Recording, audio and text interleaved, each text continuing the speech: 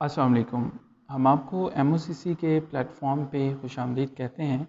MOCC online educational एक ऐसा institute, एक ऐसा प्लेटफॉर्म है जो कि पाकिस्तान भर से तमाम उन नौजवानों को जो CSS, PMS, KPPSC और Sindh public service commission including Azad Jammu and Kashmir के मुकाबला जाती इम्तहानात में शामिल होना चाहते हैं।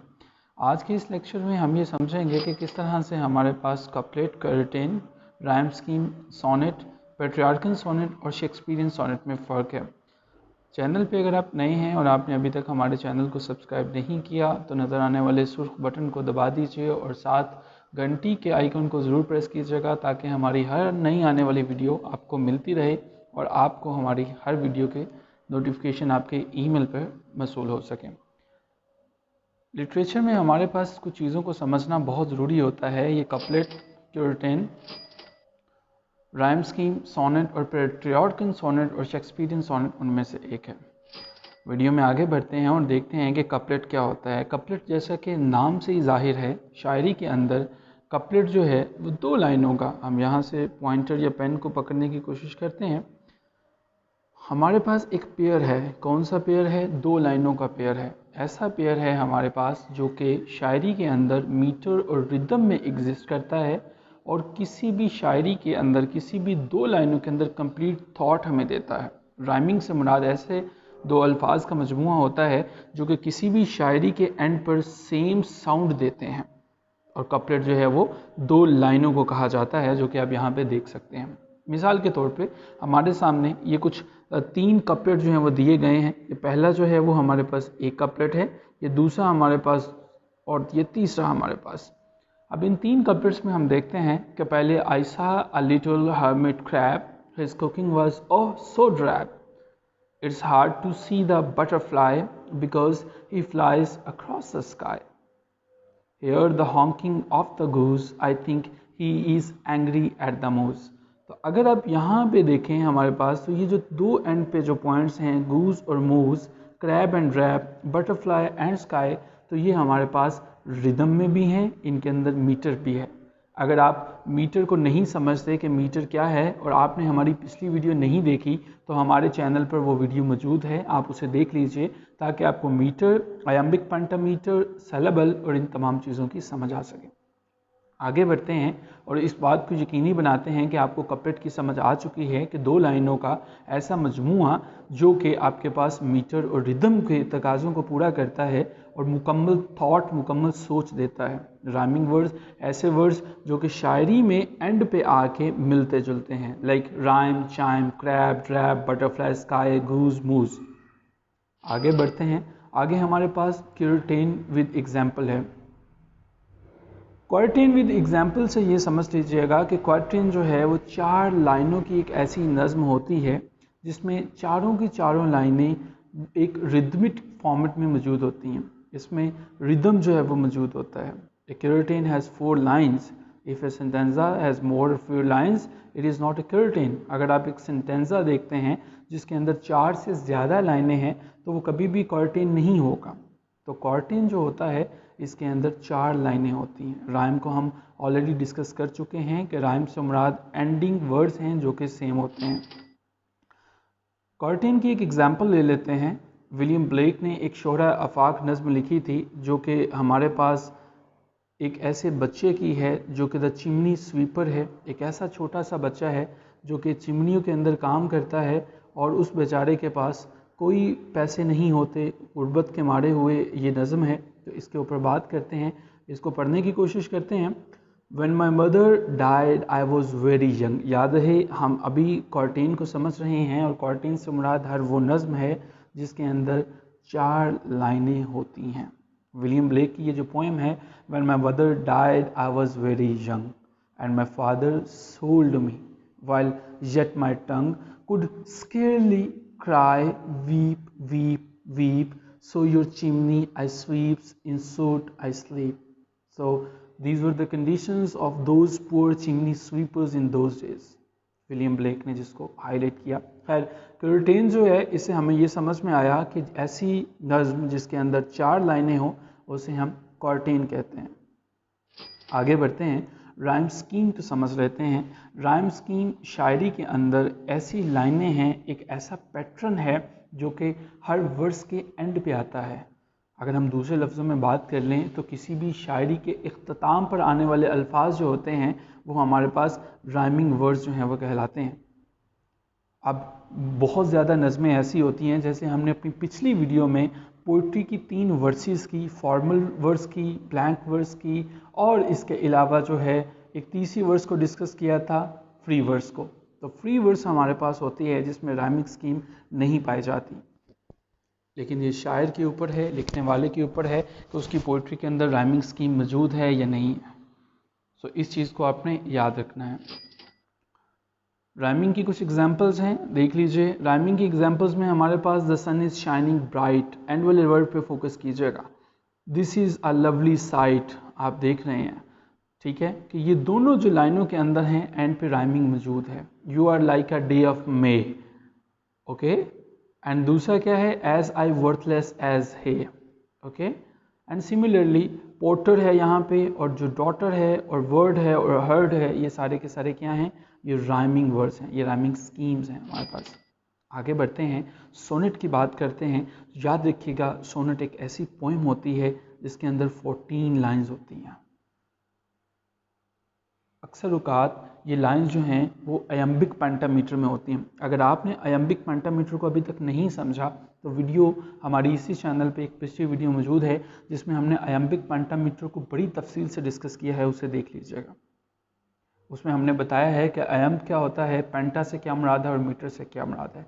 सोनेट से मुराद वो नज़्म है जिसके अंदर 14 लाइनें होते हैं। इसके 2 हिस्से होते हैं।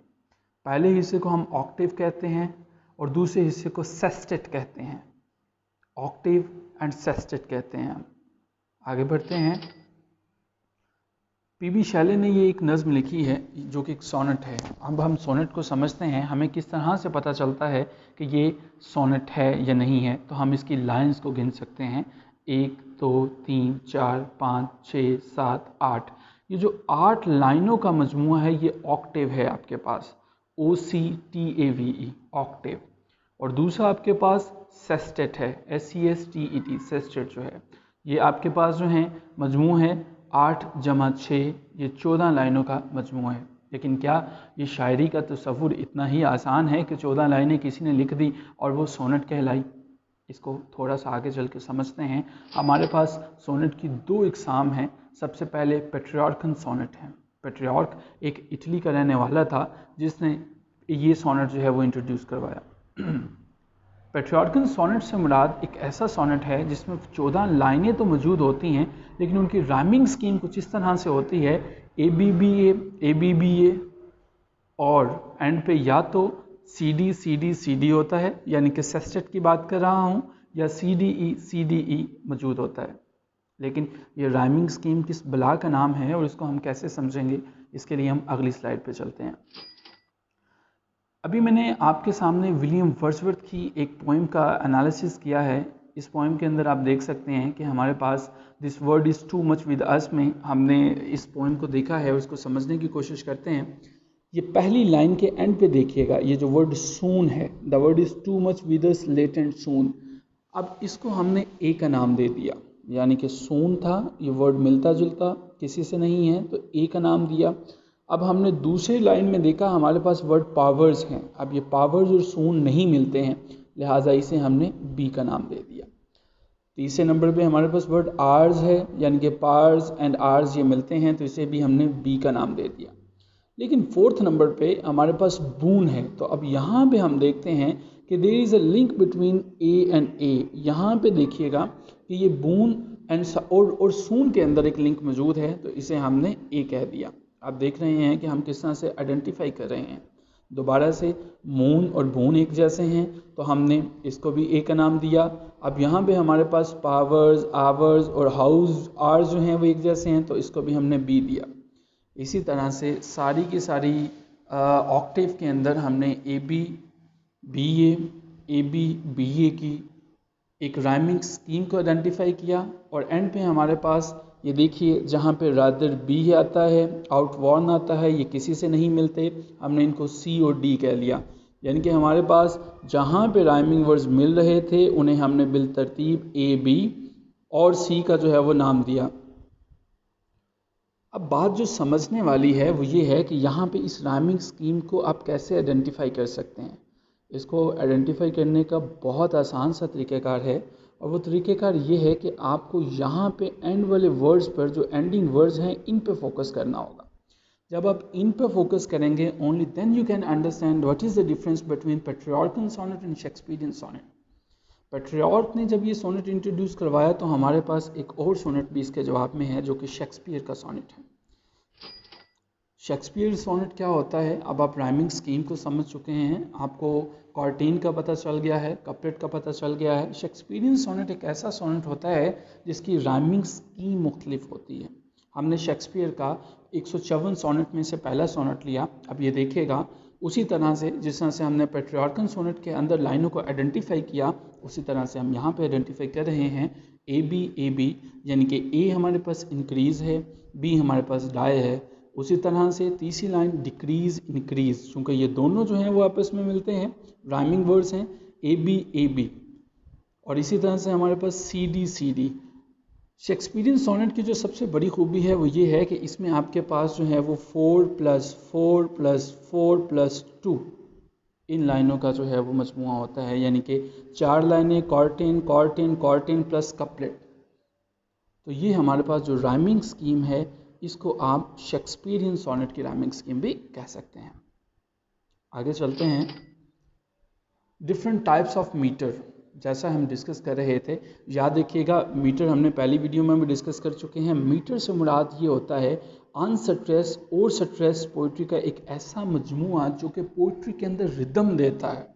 जैसे हमने डिस्कस किया ट्विंकल ट्विंकल लिटिल स्टार, यानी कि ये आपके पास जो है वो अनस्ट्रेस और स्ट्रेस का मजमुआ है, वो रिदम कहलाता है। इसके जो किस्में हैं वो मोनोमीटर है, डायमीटर, ट्राईमीटर, टेट्रामीटर, पेंटामीटर, हेक्सामीटर है। इनमें से जो हमारे पास पेंटामीटर है, इसको 16वीं सेंचुरी से ऑनवर्ड्स बहुत ज़्यादा इस्तेमाल किया गया, और इसका बहुत ज़्यादा इस्तेमाल विलियम शेक्सपियर के पास भी मौजूद है। इनके मुख्तलिफ इक़साम को अगर आप कमेंट बॉक्स में हमसे रिक्वेस्ट करेंगे या मेंशन करेंगे तो हम इसको यकीनन जो है वो आपकी सहूलियत के लिए ज़रूर अपलोड करेंगे। इससे आगे हमारे पास तमाम मीटर्स हैं। आयाम जो है आयम्बिक पेंटामीटर है, जिस तरह से आयम्बिक पेंटामीटर में हमारे पास जो वर्ड्स होते हैं, जो सिलेबल होते हैं, वो पहला सिलेबल जो है अनस्ट्रेस्ड होता है, दूसरा स्ट्रेस्ड होता है।